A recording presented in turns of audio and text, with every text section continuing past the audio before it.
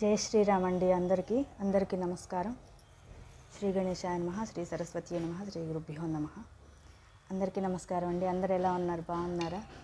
నేనైతే ఇప్పుడు stress management కోచ్గా నేను మీ ముందుకు వచ్చాను. ఇంతకాలము నేను ఒక కోచ్ అనే విషయం తెలియకుండా ఉండి ఎంత సమయాన్ని వృధా చేసుకున్నాను అనేదైతే నాకు ఒక చాలా పెద్ద బాధగా ఉన్నది ఈ మధ్య కొన్ని రోజులుగా. అంటే మనకి సడన్గా ఏదైనా కొత్త మార్పు వస్తే మనం దాన్ని తీసుకోవడానికి కొంత టైం పడుతుంది కదా. ఆ ప్రాసెస్ అయితే నాకు ఈ మధ్యకాలంలో జరిగిందండి. అదేంటి అంటే ఇట్లా ఒక కోచ్ని అని నేను ఒక గురువు దగ్గరికి, ఒక కోచ్ దగ్గరికి, ఉమెన్ కోచ్ దగ్గరికి, డాక్టర్ ఆశ్లేష మేడం గారి దగ్గరికి స్టూడెంట్గా వెళ్ళి నేను నేర్చుకుంటున్న విద్యలు ఏవైతే ఉన్నాయో అవి ఇప్పుడు దాదాపు 1 year అవుతుందండి. అంటే దాదాపు తల్లి గర్భంలో ఉన్నట్టుగా 10 నెలలు తల్లి గర్భంలో ఉన్నట్లుగా ఈ 10 నెలలుగా ఎప్పుడైతే మాకు మేలో క్లాసెస్ స్టార్ట్ అయ్యాయి,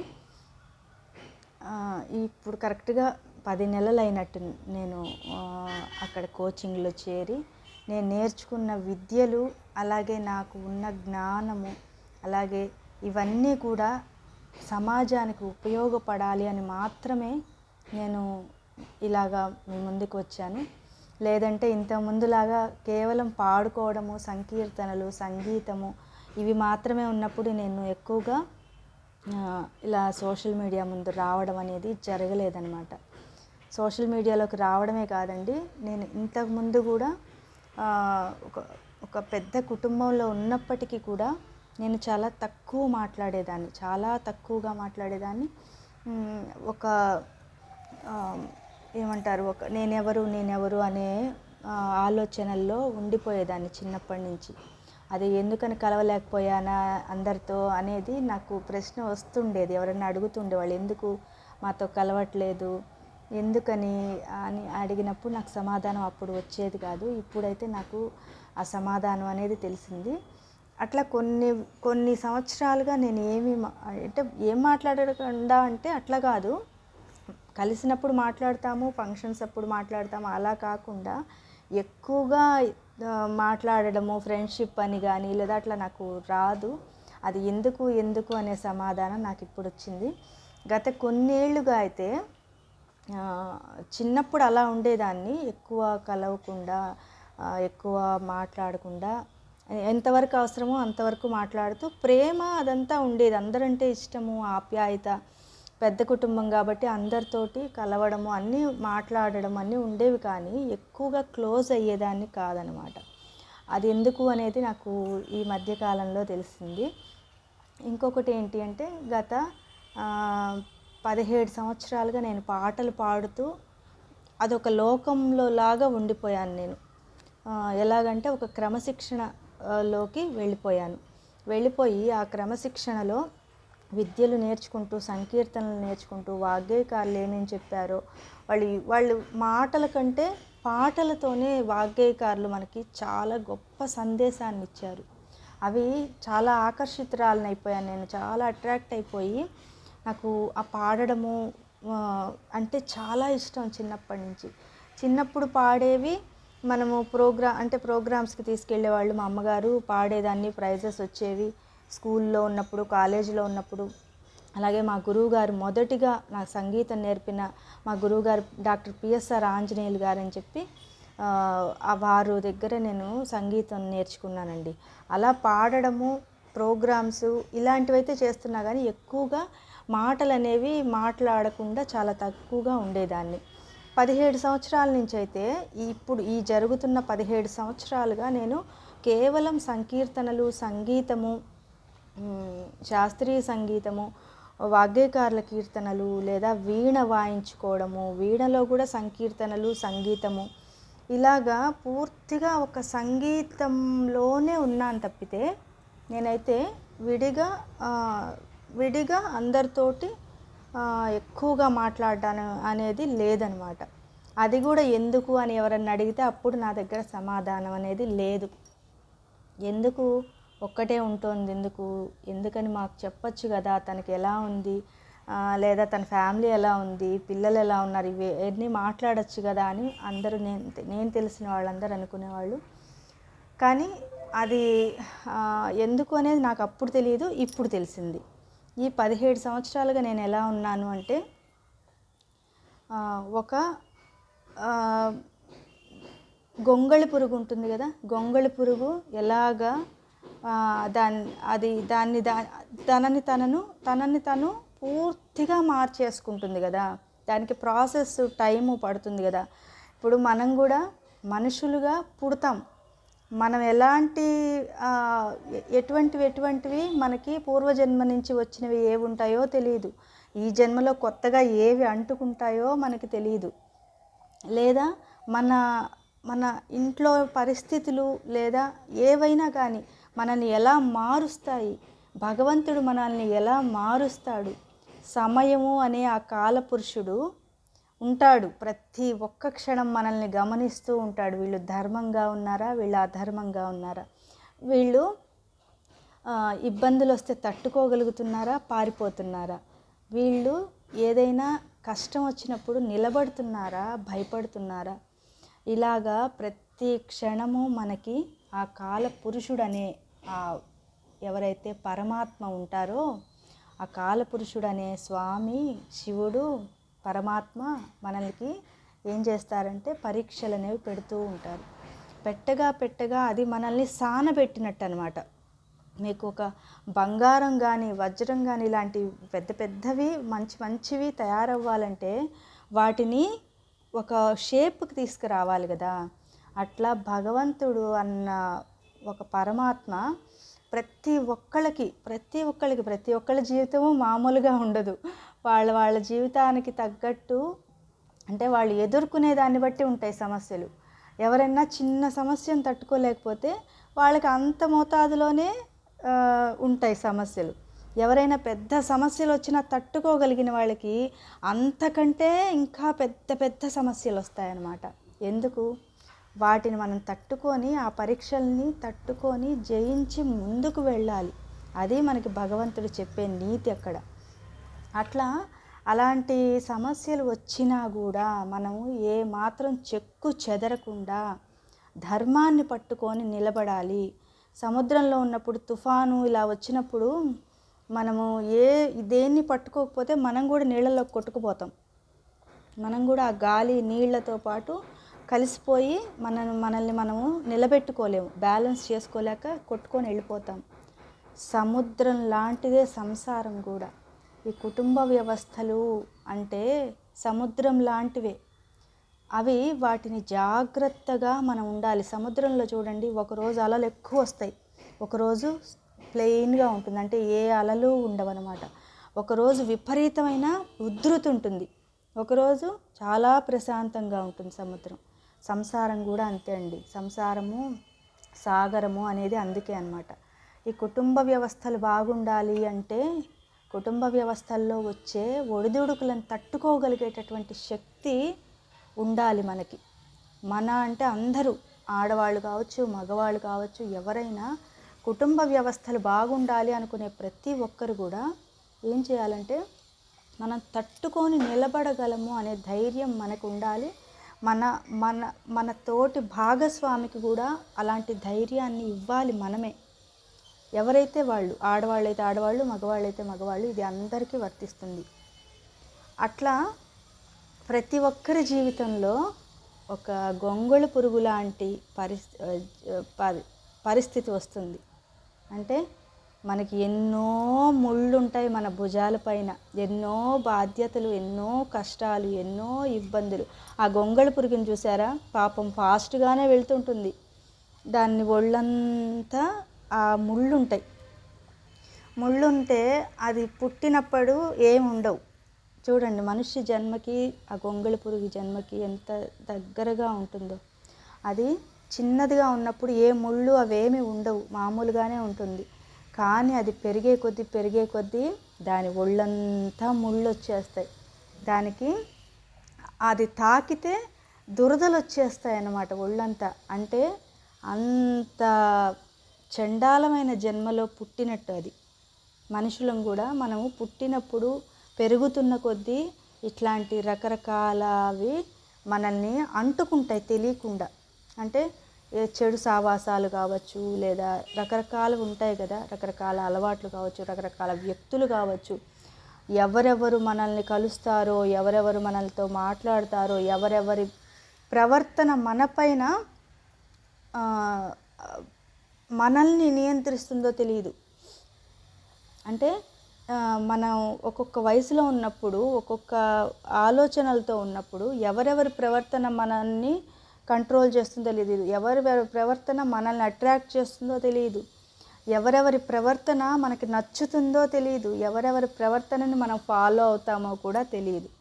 అంటే ఆ గొంగళి పురుగుకున్న అలాంటి ఏదైతే ముళ్ళు ఉన్నాయో దానిలాగా జీవితంలో ఆ టైంలో రకరకాలుగా ఉంటాయి ఇబ్బందులు, సమస్యలు. అంటే చిన్నప్పుడు కాదు, ఇప్పుడు పెళ్ళైన తర్వాత, ఈ కుటుంబ వ్యవస్థలోకి అడుగు పెట్టిన తర్వాత అట్లాంటి ఇబ్బందులు అనేవి, ఇట్లాంటి ముళ్ళు లాంటివి ఇబ్బందులు ఉంటాయి. ఆ ముళ్ళని పట్టుకొని మనము మన భుజాలపైన ముళ్ళు పెట్టుకొని మనం ఎవరి దగ్గరికన్నా వెళితే అది ఈ దురదలు ఏవైతే ఉంటాయో, గొంగళి పురుగు పాకితే చూడండి, ఇక్కడ పాకిందంటే ఇంకా అది అసలు ఎంత చేసినా ఆ దురద, మంట విపరీతంగా వస్తుంది. మీకు ఎట్లా తెలుసు అంటే, మేమున్న ఇంట్లో పారిజాత పూలు తేవడానికి వెళ్ళినప్పుడు చెట్టు నిండా గొంగళి పురుగులు ఉండేవి. చెట్టు అంతా గొంగళి పురుగులు. అన్ని పూలు ఉంటాయో పూలకు తగ్గినన్ని గొంగళి పురుగులు కూడా ఉంటాయి అన్నమాట, పుట్టలు పుట్టలుగా. అయితే ఆ గొంగళి పురుగు ఎవరి మీదన్నా పాకితే దాని దురదంతా అంటుకుంటుంది కదా. అంటే దాని పైన ఉన్న సమస్యలు, అంటే ముళ్ళ లాంటి సమస్యలు మన జీవితంలో, కుటుంబ వ్యవస్థలో వెళ్ళిన తర్వాత మనకు వచ్చే సమస్యలు, ఇబ్బందులు, బరువులు, ఇవన్నీ మనకు కూడా ముళ్ళులాగా ఉంటాయి ఒంటి మీద. మనము ఎవరి దగ్గరికన్నా వెళ్ళి మన సమస్యలు చెప్పుకుంటే వాళ్ళకి కూడా అట్లా దురదలు వచ్చినట్టుగా, అసహ్యంగా, ఇబ్బందిగా, చికాకుగా, అబ్బా వీళ్ళేంటి ఇట్లా ఉన్నారు, అయ్యో వీళ్ళు వచ్చి మా మైండ్ పాడు చేశారు, వాళ్ళ కుటుంబ సమస్యలన్నీ మాకు చెప్పారు, వాళ్ళు మా మైండ్ని తినేశారు, ఇదంతా ఈ దురద ఎప్పుడు పోతుందో, ఈ మంటలు, ఇది ఎలాగా చిచ్చి వాళ్ళు వచ్చారు అంటే గొంగళి పురుగు ప్లేస్లో మనల్ని పెట్టుకోండి అని వాళ్ళు ఎవరైతే ఉంటారో ఎదుటి వ్యక్తులు ఇప్పుడు అట్లా ఇబ్బంది పడతారనమాట మనల్ని చూసి. అలాంటి పరిస్థితుల్లో ఉన్న గొంగళి పురుగు లాంటి మనం ఏం చేయాలంటే, మనల్ని మనము ఆ ముళ్ళన్నిటినీ తీసేసుకోవాలి. మన వీపు పైన ఉంటుంది, మనకు కనిపించవు కానీ ఎదుటి వాళ్ళకి కనిపిస్తాయి. మనకు ఉండే ఏదైతే ఆ చెడు ఉందో, ఏదైతే గొంగళి పురుగు మనకి పాకితే దురదలు ఎలా వస్తాయో అది ఎదుటి వాళ్ళకి తెలుస్తుంది. మీరు వెళ్ళిన చోట వాళ్ళకి తెలుస్తుంది. మీరు వెళ్ళారనుకోండి, ఆ స్థానంలో ఉన్న వ్యక్తులు మిమ్మల్ని గమనిస్తారు. మీరు వెళ్ళిన తర్వాత కూడా తిట్టుకుంటారు, వీళ్ళు ఇలా ఉన్నారు, వీళ్ళ ప్రవర్తన, అమ్మో వీళ్ళు వచ్చారు, వీళ్ళు వస్తే చాలా ఇబ్బంది మనకి అని మనుషుల్ని చూసి అనుకుంటారు. అట్లాంటి పరిస్థితుల నుంచి మనం ఎలా వెళ్ళాలి అంటే, ఆ భుజం పైన ఉన్న ముళ్ళన్నిటినీ తొలగించుకోవాలి. ఏదైతే మనము వెళ్ళడం వల్ల ఎదుటి వ్యక్తులకి ఎలాంటి ఇబ్బంది కలుగుతుందో, మంచి మాటలు మాట్లాడితే ఇబ్బంది కలగదు, చెడువి సంబంధించినవో లేదంటే ఏవో అనవసరమైనవో మాట్లాడుతూ ఉండడం వల్ల ఏమవుతుందంటే ఎదుటి వ్యక్తులకి సమస్య అవుతుంది, ఇబ్బంది అవుతుంది మన వల్ల. అందుకని అక్కడ మనం ఏం చేయాలి అంటే, ఏదైతే ఈ రూపం ఉందో ఆ ముళ్ళని తీసేసేయాలి. మనం వెళ్ళిన చోట ఇబ్బంది కలగకుండా ఉండేలాగా మనల్ని మనం మార్చుకోవడమే ఈ కుటుంబ వ్యవస్థలో ఉన్న ఆడవాళ్ళు, మగవాళ్ళు అందరూ మార్చుకోవాల్సిన పద్ధతి ఇది. అది ఎలాగ మారాలి? మనము పూర్తిగా ఆ గొంగళి పురుగు ఏం చేస్తుంది, చిన్నదప్పటి నుంచి తిరుగుతుంది బాగానే ఉంటుంది. అప్పుడు దాని ముళ్ళు అవేం కనిపించవు. కొంచెం పెద్ద అయిన తర్వాత నల్లగా ఇంత, అబ్బో అసలు దాన్ని చూస్తేనే భయపడతారు. అమ్మో ఇది మన దగ్గరకు వస్తుందేమో, అమ్మో మనకి ఒళ్ళంతా పాకుతుందేమో అని భయపడతారు. మనల్ని చూసి ఎదుటి వ్యక్తి అలా ఫీల్ అవ్వకూడదు. అలాంటి పరిస్థితి ఎవరికన్నా ఉంది అంటే తప్పకుండా మారవలసిన బాధ్యత మనదే. ఎందుకంటే మనం మనుషులం కదా, మనుషులు మాత్రమే మారగలరు కాబట్టి మనుషులు అన్న వాళ్ళని చెక్ చేసుకోవాలి. మనుషులు ఆడవాళ్ళు కాదు, మగవాళ్ళు కాదు, వ్యక్తులు అనేవాళ్ళు మనం చెక్ చేసుకొని ఇది కరెక్టేనా, మనం వెళ్తే ఎదుటి వాళ్ళు ఎట్లా ఫీల్ అవుతున్నారు, ఎదుటి వాళ్ళు ఇబ్బంది పడుతున్నారా, ఎదుటి వాళ్ళు సంతోషపడుతున్నారా తెలుసుకొని మనల్ని మనం మార్చుకోవాలి, మన ప్రవర్తనని మనం మార్చుకోవాలి. ఎలాగైతే గొంగళి పురుగు దానికి ఉన్న ముళ్ళన్నీ పోగొట్టుకుంటుంది, ఆ దురదలు ఏదైతే అది వస్తే తాకితే వచ్చే దురదల్ని ఎదుటి వాళ్ళకి రాకుండా పూర్తిగా ఒక స్థానంలోకి వెళ్ళిపోయి ఒక్కటే ఉండిపోయి పూర్తిగా అసలు గాలి వెలుతురు తగలకుండా ఎలా వెళ్తుంది చూసే ఉంటారు. గొంగళి పురుగులు వచ్చే ఇళ్లల్లో అది పాపము అవి ఇంతప్పటి నుంచి పెరిగి పెద్దయ్యి అంతా అయిన తర్వాత వాటినేమో అసలు కొంతమంది అయితే కాల్చేస్తుంటారు. దేవుడా, అది వాటి వాటి వాటి జన్మ అది, వాటిని కాల్చేస్తారు చాలామంది. ఆ చెట్టుతో సహా కాల్చేవాళ్ళు కొంతమంది ఉంటారు, ఆ పురుగులని చెప్పి కాల్చేసే వాళ్ళు ఉంటారు. అట్లా చేయకూడదండి. అవి కూడా ప్రాణులు, అవి కూడా మనలాగే కదా, అవి కూడా వాటికి కూడా ప్రాణం ఉంటుంది. ఆ ప్రాణి అది కొంచెం కొంచెం పెరిగిన తర్వాత దానికి వచ్చిన ముళ్ళని అది తెలుసుకొని అది ఒక గూడులాగా వెళ్ళిపోయి మన ఇళ్లల్లో పాతకాలం ఇళ్లల్లో మన ఇళ్లల్లో తెలుస్తుంది. ఇప్పుడంటే అపార్ట్మెంట్లలో వస్తున్నాయో లేదో నాకు తెలియదు, కానీ ఆ చెట్టు మీద ఉండే గొంగళి పురుగులు వాటి టైం అయిపోయింది అన్నప్పుడు, అంటే వాటి పెరుగుదల అయిపోయింది అన్నప్పుడు అవేం చేస్తాయి, వెళ్ళి నేరుగా ఎక్కడ ఎవ్వరు కదలిచ్చని చోటుకి వెళ్ళి వాటిని ఒక గూడులాగా అది ఎలా అవుతుందో తెలియదు మనకి. చిన్నప్పుడు చదువుకున్న బుక్స్లో వస్తుంది, కానీ మనకి ప్రాసెస్ చదువుకునేది వేరు, అక్కడ జరిగేది వేరు. అదేం చేస్తుంది, వెళ్ళి ఒక్కటే ఉండిపోయి కదలకుండా ఉండిపోయి దాని భుజం పైన ఉన్న ఏదైతే ముళ్ళు ఉన్నాయో అవన్నిటితోటే ఒక గూడు కట్టేసుకుంటుంది. అంటే ఆ ముళ్ళని ఇల్లులాగా చేసేసుకుంది. అది ఆ ముళ్ళని ఇంకొకళ్ళకి గుచ్చుకోకుండా, ఇంకొకళ్ళకి బాధ కలగకుండా అది పక్కకి వెళ్ళిపోయి అదేం చేసింది, దానికి ఉన్న ముళ్ళని ఒక ఇల్లులాగా చేసేసుకొని దాంట్లోనే ఉండిపోయి దాని సమయం వచ్చిన తరువాత అప్పటిదాకా అది ఉందా, దాని ప్రాణం ఉందా లేదా, అసలు అక్కడ ఏముంది, మనం ఇట్లా కదిలిచ్చినా కూడా ఓపెన్ అవ్వదు. అది ఎట్లా తెలుసు అంటే, మేము చెప్పాను కదా, మేము ఉన్న ఇంట్లో పారిజాత చెట్టు ఉండేది, ఆ చెట్టుకి అన్ని గొంగళి పురుగులు వచ్చేవి, కానీ వాటిని ఏం చేసేవాళ్ళం కాదు మేము. అవి ఎప్పుడన్నా పాకుతూ ఇంటి దగ్గరికి దాకా వెనకెక్కడో పెరట్లో ఉండేవి, అవి పాకుతూ వంటింటి దగ్గర ఎక్కడో పైన ఇట్లా మనకి కనిపించిన చోటుకి వెళ్ళి ఇట్లా అంటుకుపోయి అవి ఇంకా ఎప్పుడన్నా బూజులు దులిపేటప్పుడు కూడా అవి వచ్చేవి కాదు. చిన్నప్పుడు తెలియదు కదా, అట్లా అంటే అది శుభ్రం చేయాలేమో అని అట్లా అనేటప్పుడు చూస్తే అది వచ్చేది కాదనమాట. అంటే అదే సీతాకోక చిలుకగా ఎలా మారుతుంది అంటే, అది గూడులోకి వెళ్ళి తనకున్న చెడునంతా ఒక ఇల్లులాగా కట్టేసుకొని ఒక తపస్సులాగా వెళ్ళిపోయింది. ఆ గొంగళి పురుగు తపస్సులోకి వెళ్ళినట్టుగా వెళ్ళిపోయిందనమాట. వెళ్ళి అప్పుడు అది ఏం చేస్తుంది, తర్వాత దాని సమయం వచ్చినప్పుడు నిజమైన కొత్త జన్మ ఎత్తుతుంది. కొత్త జన్మ ఎత్తి అది అందంగా తయారై వస్తుంది. ముందు జన్మలో లాగా ఉండదు. కొత్త జన్మలో రంగురంగులుగా చూడ్డానికి ఆహ్లాదకరంగా ఎగురుతూ అట్లా రెక్కలతోటి సీతాకోక చిలుక చూస్తే ఎంత సంతోషం వేస్తుంది. అది అలా గాల్లో ఎగురుతూ బయటికి వచ్చేసి ప్రాణి కలర్ఫుల్గా అంత రంగురంగులతోటి, అదే ప్రాణి కదా, అదే ప్రాణి మనకి ఏం చెప్తోంది కదా, నీతి ఏం చెప్తోంది, మనకి ఏ నీతి అందిస్తోంది, అది మనుషులు తీసుకోవాలి. మనం ఒకే జన్మ కదా, గొంగళి పురుగు సీతాకోక చిలుకది ఒకటే జన్మ, మనలాగే మనుషులకి లాగే ఒకటే జన్మ. కానీ అది దానికి ఉన్న చెడుని అదే తీసేసుకుంది, దానికి ఉన్న ముళ్ళని అదే తీసేసి ఇల్లులాగా కట్టుకుంది. దానికి ఉండే ఏదైతే ఆ చెడు స్వభావం ఉంటుంది కదా, ఇంకొకళ్ళని తాకితే దీని చెడంతా వాళ్ళకి అంటుకోవడం, దీని దీనికి ఉన్న బాధలన్నీ ఎదుటి వాళ్ళకి అంటుకోవడం అలా అవుతుంది కదా. మనుషులు కూడా అంతే కదా. మనకి చాలా ఉంటాయి చెడు అలవాట్లు, అవన్నీ మన వీపు మీద కూడా చాలా అంటే చెడు ఉంటుంది ముళ్ళులాగా. అది మనకు కనిపించదు, మన కళ్ళు ఇక్కడ ఉంటాయి కాబట్టి మనకు కనిపించదు. మన వెనక కానీ మనల్ని చూసే వాళ్ళకి మనకు ఉండే ముళ్ళు ఇబ్బంది పెడతాయి, వాళ్ళకి గుచ్చుకొని ఇబ్బంది పెడతాయి. వెనక వైపు ఉన్న ముళ్ళు గుచ్చుకొని ఎదుటి వాళ్ళకి ఇబ్బంది అవుతుంది.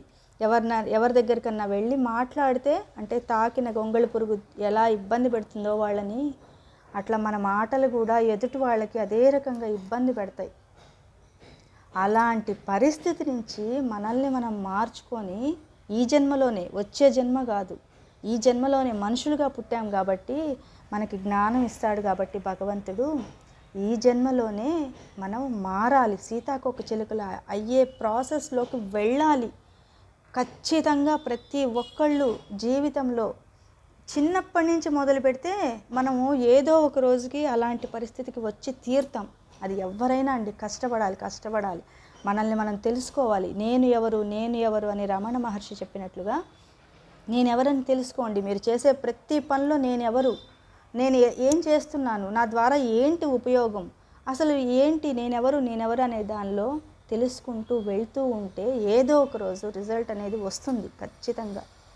అయితే నేను ఇదంతా ఎందుకు చెప్తున్నాను అంటే, నేను కూడా ఇప్పుడు ఆ గొంగళి పురుగు స్థానం నుంచి సీతాకోకచిలుకలాగా ఎగరడానికి బయటికి వచ్చేసాను ఇప్పుడు. ఇది చెప్పాలనే నేను ఇదంతా చెప్పాను అనమాట. ఎందుకు అంటే, నేను చిన్నప్పుడు ఎక్కువ మాట్లాడకపోయినా, నాకు మాటలు వచ్చినా, అంటే నాకు అలా అనిపించలేదు, ఎందుకనో నాకు తెలియదు.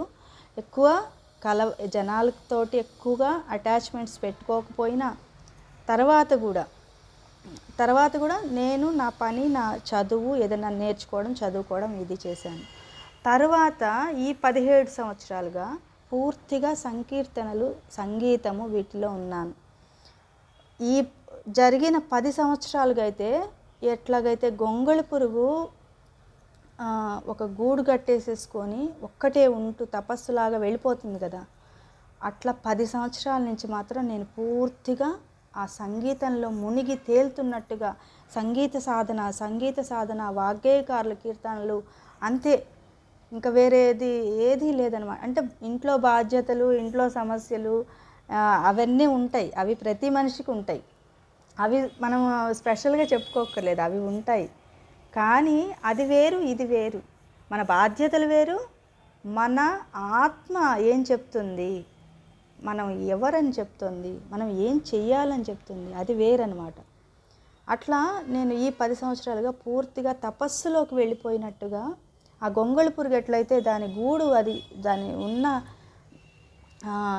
దానికి ఉన్న ముళ్ళని ఇల్లుగా ఎట్లా కట్టుకుందో, నేను కూడా నాకున్న సమస్యల్ని, నాకున్న ఇబ్బందులని, ఇబ్బందులు అంటే మనకు కనిపించే ఇబ్బందులు ఒక్కటే కాదు, నేను ఎవరు, ఏం చెయ్యాలి, నేను ఏం చెయ్యాలి, ఎందుకు, నేనేం చేయబోతున్నాను, నా వల్ల సమాజానికి ఏంటి లాభము, నేను సంగీతం నేర్చుకొని లాభం ఏంటి, పాడి లాభం ఏంటి, వీణ వాయించి లాభం ఏంటి అని 10 సంవత్సరాలుగా అలా సంగీతం ఇది చేసుకుంటూ, కరోనా టైంలో మాత్రం ఒక రచయితగా బయటికి వచ్చాను. రచయితగా రాయడము, సమాజాన్ని కొంచెం మారుస్తూ, నేను నా సాధనలో ఉంటూనే, నేను నా సంగీత సాధన చేసుకుంటూనే, నా కుటుంబాన్ని చూసుకుంటూనే నేనేం చేశానంటే, ఒక కరోనాకు ముందే మొదలైంది, జనవరిలోనే మొదలైంది. కరోనా ఫిబ్రవరి అట్లా వచ్చినట్టుంది, ఫిబ్రవరి మార్చిలో 2020లో ఈ సమాజ సేవలో ఈ కామాక్షి విద్యాపీఠం అనే వస్తుంది కదా, కామాక్షి సంకీర్తనాలయం అని మొదలైంది ఫస్ట్. దాని ద్వారా సమాజ శ్రేయస్సు కోసము మొదలుపెట్టిన ఏవైతే మాకు సంబంధించినవి ఉన్నాయో, దానిలో కొంతమంది కుటుంబాలని మార్చే ప్రాసెస్లో నేను మహిళలకి సంకీర్తనల గురించి ప్రచారం చేయడం మొదలుపెట్టాను. వాగ్గేయకారుల ప్రచారము, వాగ్గేయకారుల కీర్తనల ప్రచారము, అలాగే మహిళల మానసిక పరిస్థితిని ఎలా నియంత్రించుకోవాలి, నేను ఎలా నియంత్రించుకున్నాను, నాకు ఎలా ఉపయోగపడింది అని పిల్లలకి, మహిళలకి అన్ని వయసుల వాళ్ళకి 70 ఏళ్ళు, 75 ఏళ్ళు, 80 ఏళ్ళు ఉన్న వాళ్ళు కూడా పాడారు. వాళ్ళు మానసికంగా ధైర్యాన్ని పొందారు, వాళ్ళ స్ట్రెస్ని తగ్గించుకున్నారు. ఎందుకంటే నేను స్ట్రెస్ మేనేజ్మెంట్ కోచ్ అండ్ హీలర్ని కాబట్టి ఆ స్ట్రెస్ మేనేజ్మెంట్ అనేది నాకు తెలుసు కాబట్టి ఎలా స్ట్రెస్ని తగ్గించుకోవాలి, ఎలా హీల్ చేసుకోవాలి మనల్ని మనము అనేది నాకు తెలుసు కాబట్టి మహిళలు కనుక హీల్ అయితే, మహిళలు కనుక వాళ్ళ ఒత్తిడిని జయిస్తే వాళ్ళ కుటుంబం అంతా బాగుంటుంది. నా దృష్టి అంతా కుటుంబాలని బాగు చేయడము అంటే నేను ఎక్కడికి వెళ్ళి నేనేం చెప్పి ప్రచారాలు చేసి చేయలేను. నాకు అవకాశం ఉన్నంతలో అలాగా దీంట్లోనే వాట్సాప్లోనే గ్రూపులలోనే సమాజ శ్రేయస్సు చేశాను అన్నమాట. అందరినీ సంకీర్తనల వైపుకు తీసుకురావడము, అలాగే వాళ్ళందరూ మానసికంగా ఒత్తిడిని తగ్గించుకోవడము ఆ సంకీర్తనల ద్వారా, సంగీతం ద్వారా, నా మాటల ద్వారా మెయిన్. ఎందుకంటే నేను ఒక కోచ్ని. సంకీర్తనలు ఎప్పుడూ ఉన్నాయి, పాటలు ఎప్పుడు ఉన్నాయి, వాగ్గేయకారులవి ఎప్పుడూ ఉన్నాయి. సంగీతం నేర్చుకునే వాళ్ళు మాత్రమే నేర్చుకుంటారు మామూలుగా అయితే, అందరు మామూలు వాళ్ళు తక్కువ.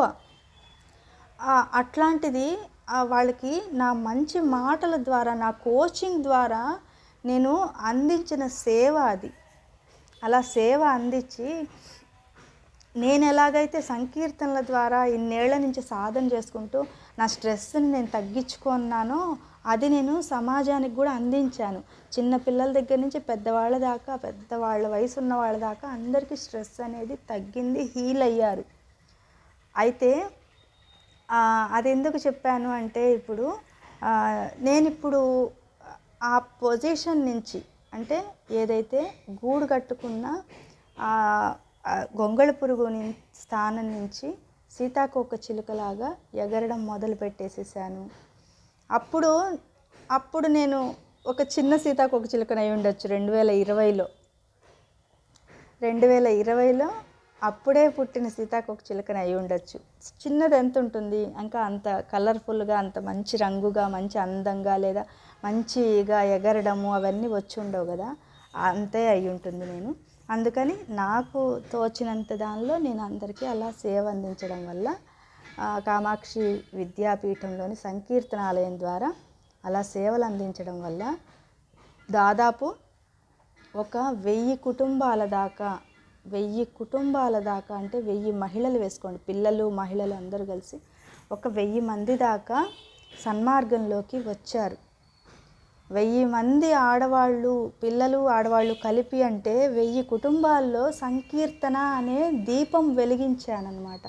ఇది నేను చెప్పుకోవాలి, చెప్పకపోతే ఎందుకంటే నా అనుభవం, అది అనుభవం కదా, నా అనుభవం నేను చెప్పుకోకపోతే ఎవరు చెప్తారు, తెలియదు కదా ఎవరికి. అందుకని నేను నా అనుభవం చెప్పుకోవాలి కాబట్టి చెప్తున్నాను.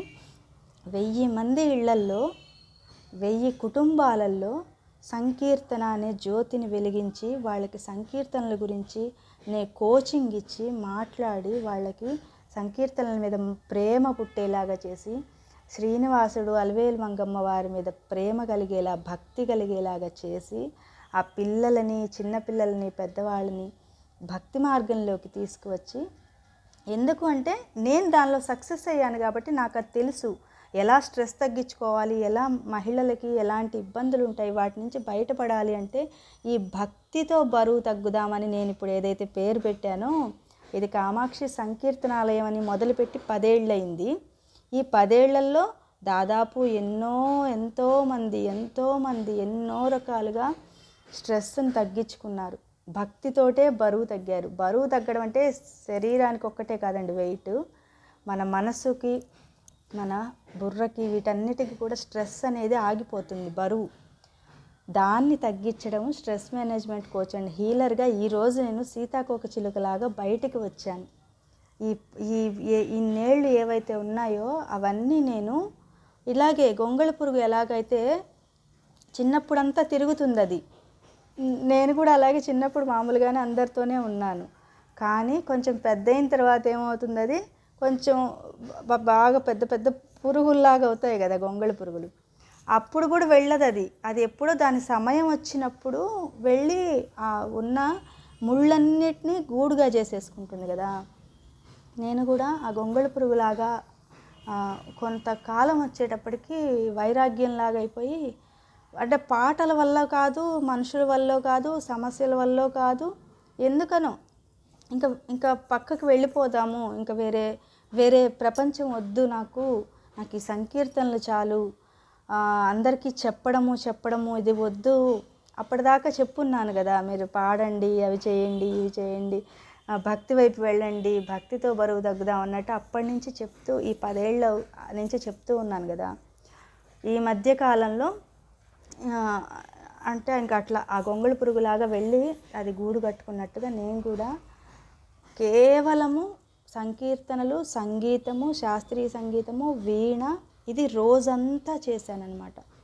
రోజంతా మనము కేవలం మన రోజువారీ కార్యక్రమాలకి, వంట చేయడానికి, వీటికి మాత్రమే లేచి నా పని చేసేసి, క్లీన్ చేయడం ఉంటే క్లీన్ చేసేసుకోవడాలు, బాక్సులు అయితే బాక్సులు, వాటి వరకు చేసి మిగిలిన సమయం అంతా నేను సంకీర్తనలు, సంగీతము, అంతే, క్లాసెస్ అటెండ్ అవ్వడం, నా డబ్బులు వాటికే పెట్టుకునేదాన్ని. వాటికి ఫీజులు కట్టి నేర్చుకునేదాన్ని. వాళ్ళు గురువులు ఏవైతే చెప్తున్నారో అది జ్ఞానం అంతా నేర్చుకొని సాధన చేసేదాన్ని. సాధన ప్రాక్టీస్, నిద్ర లేస్తూనే బుక్స్ పెన్ను పట్టుకొని పాడుకోవడము, వినడము, రాసుకోవడము, ఇవి చేస్తూ ఉన్నాను. అంతేగాని ఇంకా అసలు అంటే ఎప్పుడో మనము సంవత్సరానికి ఒకసారి ఏదైనా ఫంక్షన్కి వెళ్ళి రావడం అలా కాదండి, రోజు సంగతి చెప్తున్నాను.